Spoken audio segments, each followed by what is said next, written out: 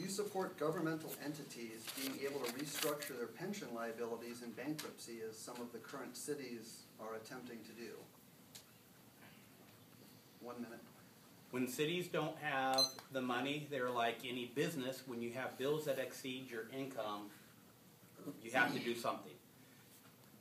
The United States government has set up provisions for cities to file bankruptcy, and unfortunately, politicians have made promises that they cannot afford to keep with all their other obligations that they have made. And that's what's happened in Stockton and all these other cities, is that they made huge pension promises. They also made other promises, and they can't write the checks. And so as such, as much as we don't want to see our cities file bankruptcy, bankruptcy is something that has been in our laws for 200 years to allow our cities to restructure the debt and get out there and do it, and I would support the cities being able to do so. Yeah, I fully support that. The idea that you go into bankruptcy and you renegotiate your relationship with all of your creditors, whether they be purveyors or employee groups. Your wage and benefit package is the largest part of your obligations as an employer in the public sector, just like most of the private sector. So they're crucial. We've had a series of bankruptcy bills since I've been in the legislature, some of them fairly controversial, to make it harder to actually get into bankruptcy. I was part of negotiating a compromise that Bob Wajkowski from the East Bay Assemblyman Mike Wajkowski, who's a bankruptcy attorney, we negotiated. And the most important part, I think, is for both sides, the employer and the employee and the voters, to understand where the money is so that nobody takes advantage of it. So those laws will make it more transparent before and when you're in bankruptcy. All right. And one last pension question. Hopefully we won't put everybody to sleep with pension issues. They are important in California. CalPERS, CalSTARS, and UCRS manage almost all of California's public pensions. All call for a 7.5% annual fund growth to meet their projected retiree needs. However, for the past years, CalPERS has only returned a 1% return, CalSTARS a 1.8% return, which is significantly below what their own documents require. A Stanford University study, as you guys referred to, has shown that there's up to $500 billion shortfall in future pension. How would you address the pension deficit issue if you're elected or re-elected? I'd continue to do. My time's up already? I would expect this from a Republican organization. And if it was a Democratic organization, I'd encourage it for my opponent. Only kidding.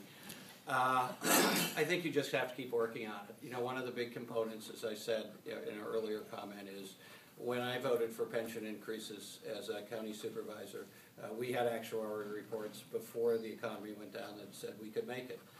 The reality is we all, in a variety of investment fields, overestimated what the market was going to do, and we clearly overestimated, and we didn't understand or anticipate what happened in 2008. So I think, according to former Assemblyman Joe Nation, who led that study that you referred to at Stanford, which is one study that makes it seem like we're in really bad shape. There are other studies and actual reports that all of them acknowledge we have an unsustainable situation.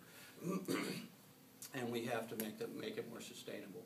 So in terms of what CalPERS and CalSTARS accepts for what their expected return on investment is, I think our investment returns on a basic measurements, the Dow Jones would have to be at about 17,000 in terms of volume to make what we anticipated. So it would have to have the same kind of return on our real estate investments, which clearly didn't happen. So to say we're going to make 7%, historically what I've been told is CalPERS and CalSTARS is actually pretty accurate. But right now I agree that they should lower their estimates because it's not accurate. Now, having said that, it will have real consequences for local government, and particularly for local government, because when you lower those estimates, you're going to have to cut more services, and we've cut a lot of services in the state of California in the last 5 years. Mark?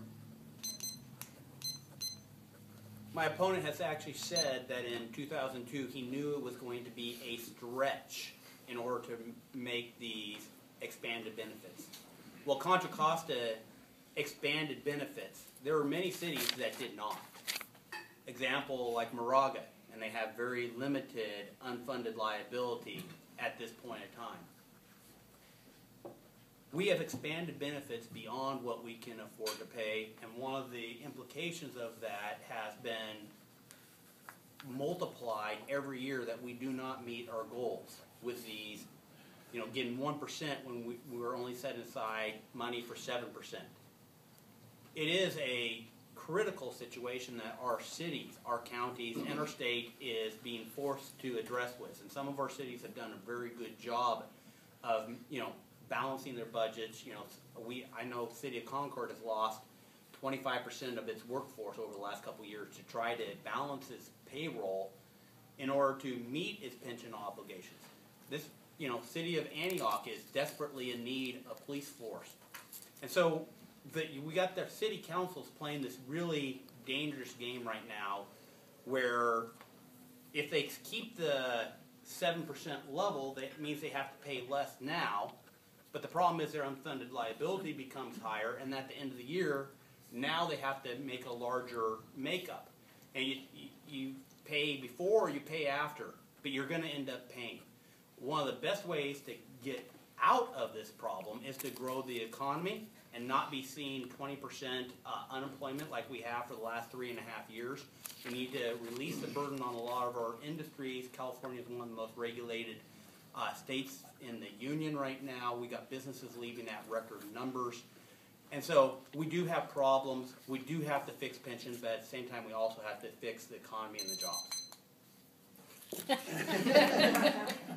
She really wants to